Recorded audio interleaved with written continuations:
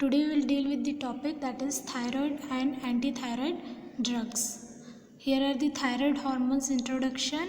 So it is divided into three parts: hormones, sources and remarks.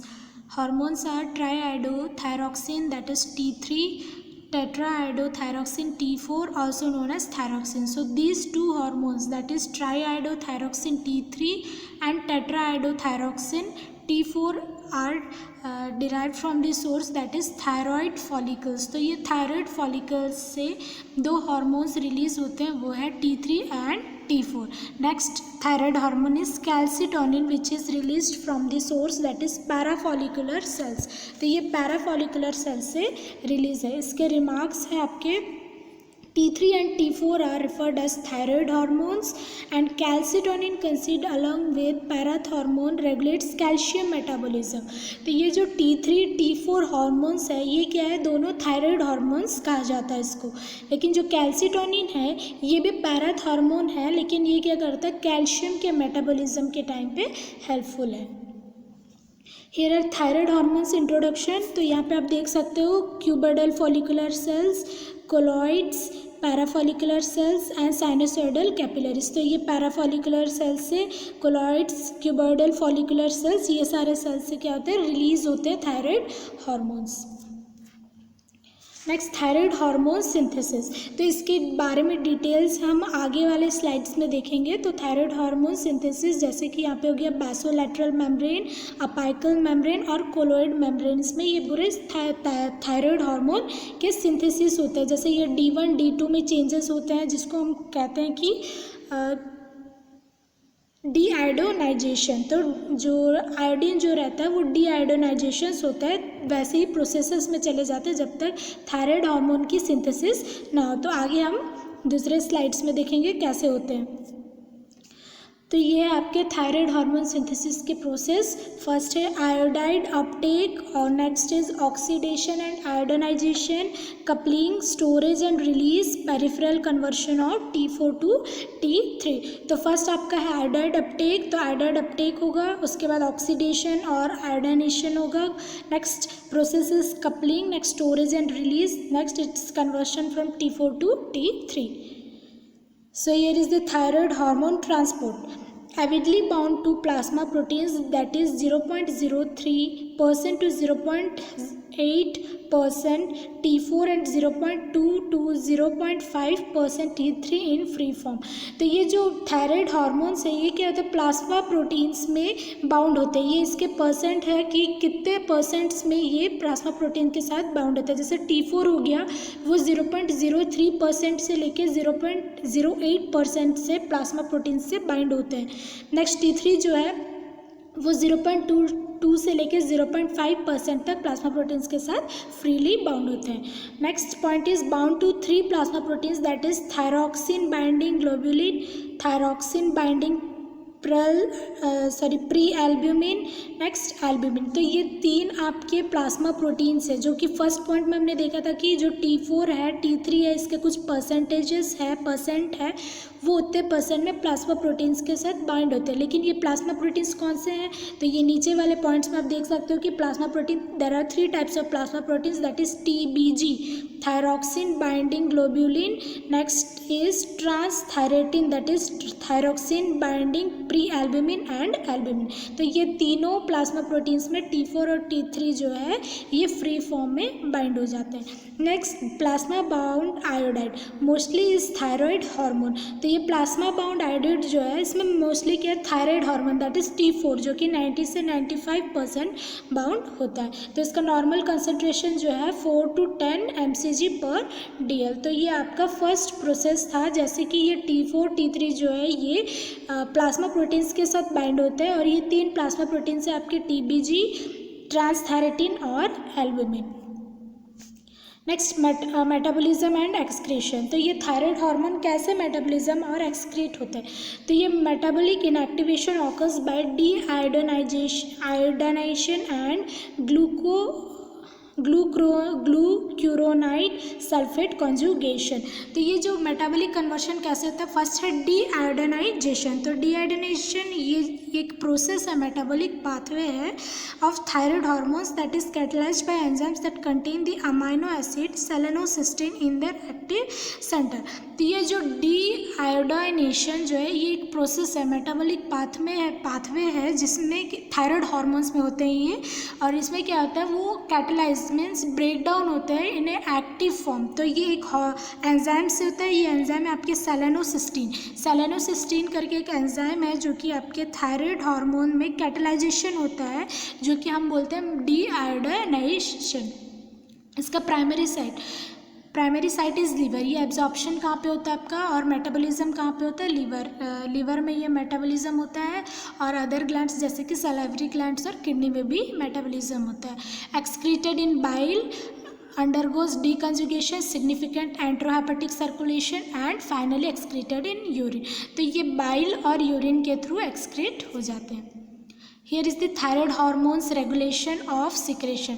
तो ये आपका hypothalamic pituitary thyroid axis. तो first क्या होता है, ये हाइपोथैलेमस से आपके आते हैं पिट्यूटरी ग्लैंड से क्या होता है थायराइड स्टिमुलेटिंग हार्मोन रिलीज होते हैं। जैसे ये थायराइड स्टिमुलेटिंग हार्मोन रिलीज होता है it comes to the thyroid gland which releases two hormones that is T4 and T3। तो ये ऐसे T4 और T3 रिलीज होते हैं। Next is thyroid hormones actions, intermediary metabolism. तो ये कैसे एक्शन कॉज करते हैं, फर्स्ट है लिपिड में थायराइड हार्मोन्स कैसे एक्ट करते हैं, indirectly enhances lipolysis, elevated plasma free fatty acids, lipogenesis also stimulated. तो ये लिपिड्स में कैसे होता है, ये लिपोलाइसिस जो है लिपिड्स जो है उसको क्या करता है ब्रेक डाउन करता है, ब्रेक करने के बाद और ये फैटी एसिड्स में फ्रीली क्या होते हैं बाउंड हो जाता है, और ये लिपोजेनेसिस को स्टिमुलेट करते हैं। कैसे स्टिमुलेट करेंगे, जो लिपिड्स है उसको easily break down that is lipolysis, break down करके इसको लिपोजेनेसिस को स्टिमुलेट करेंगे। और इसका हाइपर थायराइडिज्म में क्या होता है, ये हाइपर कोलेस्ट्रेमिया भी होने के चांसेस रहते हैं। Next in the carbohydrate. तो ये कार्बोहाइड्रेट के मेटाबॉलिज्म में कैसा हेल्पफुल है, metabolism stimulated, tissue utilisation of sugar increased, glycogenolysis and gluconeogenesis increased, faster absorption of glucose from intestine. तो ये कार्बोहाइड्रेट में क्या होता है, इसका मेटाबॉलाइजेशन होता है, जो शुगर रहता है वो भी इंक्रीज हो जाता है, ग्लाइकोजेनोलाइसिस का प्रोसेस, ग्लाइकोनियोजेनेसिस का भी प्रोसेस जो रहता है वो और ज़्यादा इंक्रीज हो जाता है, और एब्जॉर्प्शन क्या होता है फास्ट हो जाता है। Protein overall catabolic prolong action, negative nitrogen balance and tissue wasting. तो जो है टिश्यू वेस्टिंग, जो टिश्यूज़ है वो क्या होता है लॉस होने लगते हैं। तो this is the actions of thyroid hormones. Next is calorigenesis, increase basal metabolic rate. तो BMR जो है वो इंक्रीज़ हो जाता है, मेटाबॉलिक रेट्स भी इंक्रीज़ हो जाता है, ब्रेन में gonads, uterus, spleen, lymph nodes, ये सारी चीज़ क्या हो जाते हैं इंक्रीज़ हो जाते हैं। Next cardiovascular system, hyper dynamic state of circulation due increased peripheral demand, directly cardiac action, fast bounding pulse. तो ये सारे चीज़ क्या होते हैं इंक्रीज होने लगते हैं। जैसे ये हो गया आपके हाइपरथायराइडिज्म में atrial fibrillation, arrhythmias, congestive heart failure, angina. Next is reduce myocardial demand. तो ये सारे सिस्टम में क्या होते हैं चेंजेस स्टार्ट होने लगता है, दैट इज कार्डियोवास्कुलर सिस्टम में। Nervous system, profound functional effects जैसे कि anxious, nervousness, excitability, tremors, hyperreflexia. तो ये सारे चीज़ होने के चांसेस रहते हैं। Next skeletal muscle, increased muscle tone, tremor, weakness due to myopathy. Gastrointestinal system में क्या होता है डायरिया या फिर कॉन्स्टिपेशन होने के चांसेस रहते हैं। नेक्स्ट एक्शंस है reproduction, indirect effect on reproduction, maintenance of pregnancy and lactation. तो जो मदर है प्रेग्नेंट है वो मदर की प्रेगनेंसी और लैक्टेशन में भी ये हेल्पफुल है। Impaired female fertility, oligomenorrhoea. Kidneys में no dialysis in youth thyroid patients. Next haematopoiesis facilitates erythropoiesis, और इसका अगर डेफिशिएंसी हो गया तो अनीमिया हो सकता है, और किडनी में अगर डेफिशिएंसी हो गया तो डायूरेसिस होने के चांसेस रहता है। Growth development, maturation of nervous system जो है वो मैच्योर होने लगता है। कंजेनाइटल डेफिशिएंसी हो सकता है, delayed developmental milestones, retardation and nervous deficient. So these are the thyroid hormones actions. Next mechanism of actions, penetrate cell by active transport. तो ये फर्स्ट थायराइड हार्मोन क्या करता है, सेल्स में ये पेनिट्रेट करते हैं, जाते हैं, फिर ये एक्टिव फॉर्म में चेंज हो जाता है। जैसे ये सेल्स में जाते हैं, ये क्या करते हैं, न्यूक्लियस जो रहता है उसमें ये बाइंड हो जाता है, binds to nuclear thyroid hormone receptor bound to the thyroid hormone response element. Next it undergoes conformational changes। तो जैसे ही थायराइड हार्मोन जो है वो सेल्स में जैसे एंटर करता है, ये न्यूक्लियस को बाइंड करेगा, उसके बाद कुछ चेंजेस फॉर्म होते हैं, releases repressor and binding of co-activator occurs, gene transcription induced production of specific mRNA and protein synthesis, metabolic and anatomic effect। तो जैसे ही ये थायराइड हार्मोन जाते हैं एक्टिव सेल्स में, न्यूक्लियस में बाइंड होने के बाद ये क्या कॉज करता है, ये कुछ चेंजेस फॉर्म होगा, चेंजेस फॉर्म होने के बाद इसके कुछ रिलीज होते हैं, जैसे को एक्टिवेटर्स, को रिप्रेसर जो है वो रिलीज होते हैं, रिलीज होने के बाद एमआरएनए और प्रोटीन की सिंथेसिस होती है, सिंथेसिस होने के बाद नेक्स्ट मेटाबॉलिक और एनाटॉमिक में इफेक्ट्स लेते हैं, जो कि हम एक्शंस देख चुके हैं इससे पहले, कार्डियोवैस्कुलर, रेस्पिरेटरी में, गैस्ट्रोइंटेस्टाइनल, जितने भी सिस्टम में जो भी चेंजेस आते हैं उसके बाद ये इफेक्ट्स दिखाना स्टार्ट करते हैं। Next, sensitisation of adrenergic receptor to catecholamines, tachycardia, arrhythmia, raised BP, tremor, hypocalcaemia, तो ये हाइपोग्लाइसेमिया, तो ये सारे चीज़ होने के चांसेस रहता है। जैसे टैकीकार्डिया हो गया, हार्ट रेट जो है वो इंक्रीज हो सकता है, एरिथमिया, बीपी इंक्रीज होगा, ट्रेमर, तो these are the thyroid hormones actions. Next, thyroid hormones uses. तो थायराइड हार्मोन यूज़ कब करोगे आप, क्रेटिनिज्म क्या है, this is a condition characterized by physical deformity, ठीक है, तो कोई भी फिजिकल डिफॉर्मिटी हो सकता है अगर थायराइड हार्मोन की डेफिशिएंसी हो गई तो उसको ट्रीट करने के लिए आप थायराइड हार्मोन्स दे सकते हैं। Next, adult hypothyroidism. Next is myxoedema coma. तो ये मैक्सो एडिमा कोमा जो ये एक कंडीशन है which is defined as severe hypothyroidism leading to decrease mental status, hypothermia, slowing of function, multiple organs. तो मैक्सो एडिमा कोमा एक condition है जिसमें कि अगर पर्सन ज़्यादा ही सीवियर हाइपोथायराइडिज्म के कंडीशन में चला जाता है, स्लोली जो रहता है उसका मेंटल स्टेटस जो रहता है वो भी कम हो जाता है, ही में leads to hypothermia, slowly all the organs stop functioning. तो जितने भी अगर ऑर्गन स्टॉप हो जाते हैं तो पर्सन जो है वो मोर्टालिटी के स्टेज में चला जाता है, तो that condition is known as myxoedema. So to treat that condition thyroid hormone supplements are given.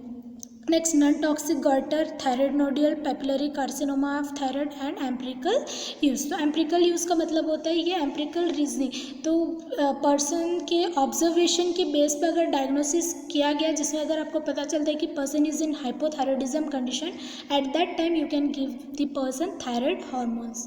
So these are the uses of thyroid hormones. Next we will see the anti-thyroid drugs. Here are the classification of anti-thyroid drugs. It is divided into four, and this four classification is further divided into again sub classifications. So first is inhibits hormone synthesis. Under that is propyl thiouracil, methimazole and carbimazole. Second is inhibits iodine trapping, that is thiacinates, perchlorates and nitrates. Third is inhibits hormone release, under that is iodine, iodides of sodium and potassium, organic iodide. Next is destroy thyroid tissue, under that is radioactive iodide. So these are the classifications of anti-thyroid drugs. Next we will deal the mechanism of action. It binds to thyroid peroxidase and prevent oxidation of iodide. तो ये क्या करता है, जो thyroid hormone जो रहता है वो एंटी थायराइड ड्रग्स क्या करता है, थायराइड पेरोक्सीडेस के साथ बाइंड हो जाता है, फिर उसके बाद क्या करेगा, ये ऑक्सीडेशन प्रोसेस जो इससे पहले जो थायराइड हार्मोन्स में हमने देखा था कि ऑक्सीडेशन प्रोसेस हो रहा था, तो वो ऑक्सीडेशन प्रोसेस को क्या करता है, कम करता है, डिक्रीज करता है। Inhibits iodination of tyrosine residues in thyroglobulin, inhibit coupling of iodo tyrosine residues to form T3 and T4। तो ये जो आयोडाइनाइजेशन का प्रोसेस जो हो रहा था उसमें क्या होता है, एंटी थायराइड ड्रग्स क्या करता है, उस आयोडाइनेशन प्रोसेस को स्टॉप करेगा, इनहिबिट करेगा, ताकि ये T3 एंड T4 के के फॉर्म में चेंज ना हो सके। Thyroid colloid is depleted over time and blood levels of thyroid hormones are progressively lowered.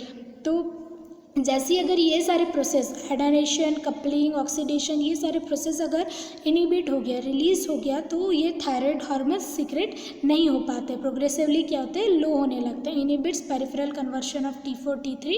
तो ये जैसे T4 T3 जो है वो भी क्या हो जाता है, डिक्रीज होने लगता है। Next is thioamides pharmacokinetics. तो ये इसका फार्माकोकाइनेटिक्स क्या है एंटीथायराइड के, well absorbed orally, widely distributed, enters milks and placenta, higher concentration in thyroid, metabolized in liver and excreted in urine। तो यूरिन में एक्सक्रीट होगा, लीवर में मेटाबलाइजेशन होगा और एब्जॉर्प्शन ओरली एब्जॉर्ब देते हो, ये वेल एब्जॉर्ब हो जाते हैं। Next, adverse effects of antithyroid drugs are due to over treatment, hypothyroidism और goitre.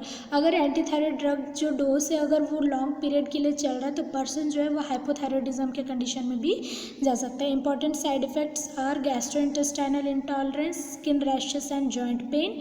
Infrequent side effects are loss or graying of hair, loss of taste, fever, liver damage, and next is agranulocytosis. So these are the adverse effects of antithyroid drugs.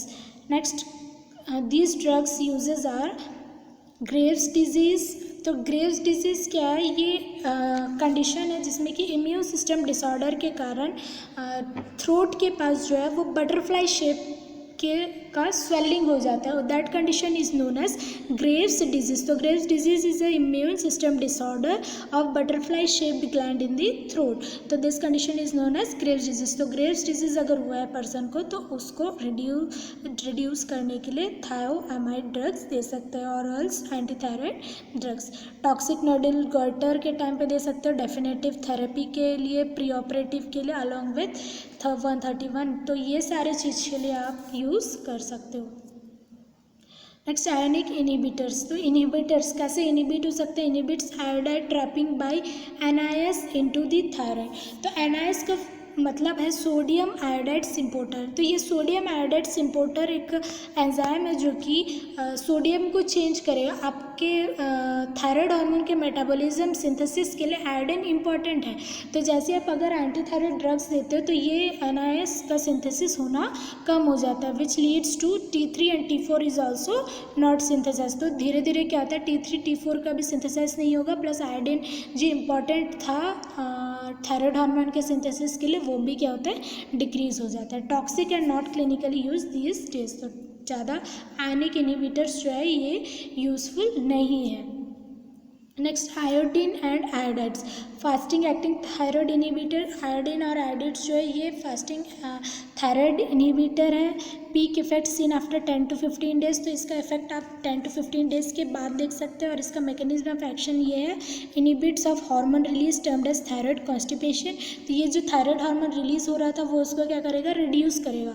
Endocytosis of colloid and proteolysis of thyroglobulin comes to halt. तो जो endocytosis हो रहा था colloids का वो भी decrease होगा और जो थायरोग्लोबुलिन का जो प्रोटियोलाइसिस हो रहा था वो भी डिक्रीज होने लगता है। Excess of iodine inhibits its own transport by interfering with expression of NIS।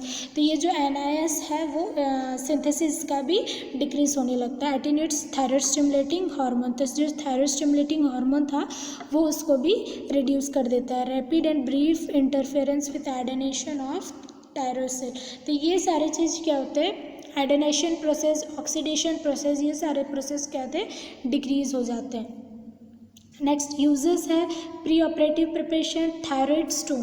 तो थायराइड स्टोम जो है ये एक अनट्रीटेड हाइपरथायरॉयडिज्म कंडीशन है जिसमें which leads to heart rate, BP, temperature increase हो जाता है। तो थायराइड स्टोम एक कंडीशन है जो कि अगर हाइपरथायरॉयडिज्म पर्सन को है और ये प्रॉपरली ट्रीट नहीं किया गया है और या फिर अनट्रीटेड छोड़ दिया गया है तो ये कौन से कंडीशन में जा सकता है, थायराइड स्टोम के कंडीशन में जा सकता है, जिसमें पर्सन का हार्ट रेट इंक्रीज हो जाता है, BP भी इंक्रीज होगा, टेम्परेचर भी इंक्रीज होता है, इन विच द पर्सन में leads to undergoes the fatal mortality rate. Prophylaxis of endemic goitre. तो ट्रीटमेंट एंडेमिक गॉइटर के ट्रीटमेंट के लिए भी यूज़ हो सकते हैं और एज ए एंटीसेप्टिक भी आप यूज़ कर सकते हैं। Next adverse effects of iodine and iodide, acute reaction, chronic overdose, तो एडवर्स रिएक्शंस हो सकते हैं इसके, ओवरडोज भी हो सकता है इसका। हाइपोथायरॉयडिज्म, अगर इसका लॉन्ग टर्म यूज़ करोगे आप तो ये हाइपोथायरॉयडिज्म के स्टेज में लेके जा सकता है। Flaring of acne in adolescence, acne हो सकता है। प्रेगनेंसी लैक्टेटिंग मदर्स में क्या होगा, foetal infantile goitre and hypothyroidism, जो फीटल रहता है वो क्या है, हाइपोथायरॉयडिज्म के स्टेज में जा सकता है। Aggravation of thyrotoxicosis in multinodular goitre, तो these are the adverse effects of iodine and iodide. Next radioactive iodine, तो ये कुछ रेडियो एक्टिव आयोडीन है which emits X rays and beta particles. तो ये जो रेडियो एक्टिव आयोडीन है ये क्या करता है, एक्सरेज और बीटा पार्टिकल्स रिलीज करता है। तो एक्सरेज में ट्रेसेस स्टडीज हो सकते हैं, बीटा पार्टिकल्स में destructive effect on thyroid tissues. तो ये डायरेक्टली क्या करते हैं, थायराइड टिश्यूज को डिस्ट्रक्ट करते हैं, उसको डिस्ट्रॉय करते हैं। मैकेनिज्म ऑफ एक्शन इसके, concentrated by thyroid incorporated into colloid, emits radiation from within the follicle. तो ये फॉलिकल्स जो इससे पहले हमने देखा था स्ट्रक्चर में फॉलिकल्स थे, वो फॉलिकल्स से क्या होता है, ये रेडिएशन के थ्रू जैसे एक्सरेज बीटा पार्टिकल्स रिलीज करते हैं। Undergo pyknosis and necrosis followed by fibrosis. तो ये जो पिक्नोसिस एक स्टेज है, कंडीशन है जिसमें क्या करते हैं, जो क्रोमैटिन रहते हैं न्यूक्लियस में वो क्या करते हैं, नेक्रोसिस होने लगता है, डेथ होने लगता है उस सेल का। तो उस स्टेज धीरे धीरे क्या होता है, थायराइड के जो सेल्स है वो उसके नेक्रोसिस के स्टेज में जा सकते हैं, मीन्स डेथ के स्टेज में जा सकता है। Partial ablation can be achieved. Ablation का मतलब है removal of any structure body tissues, ठीक है, तो स्ट्रक्चर्स नहीं, ये removal of any body tissues, तो पार्शियल टिश्यूज वहाँ से आप रिमूव कर सकते हो। So these are the radioactive iodine. Next, administered as sodium salt और dissolve in water and taken orally. तो ये आप कैसे ले सकते हो, सोडियम सॉल्ट में एज ए वैसा एडमिनिस्टर कर सकते हो या फिर वाटर में डिजॉल्व करके ओरली भी दे सकते हैं। यूज में भी diagnostic 25 to 100 mc curie is given, no damage to thyroid cells occur at this dose. तो अगर आप उसको माइक्रो अमाउंट जैसे 25 to 100 माइक्रो अमाउंट में अगर आप देते हो तो ये थायराइड सेल को कुछ भी डिस्ट्रॉय नहीं करेगा। थेराप्यूटिक यूज़ के लिए हाइपरथायरॉयडिज्म, ग्रेव्स डिजीज़ या फिर नोड्यूलर गोइटर के लिए भी यूज़फुल है।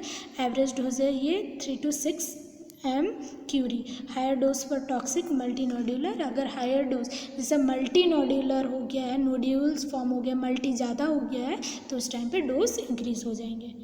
Thank you.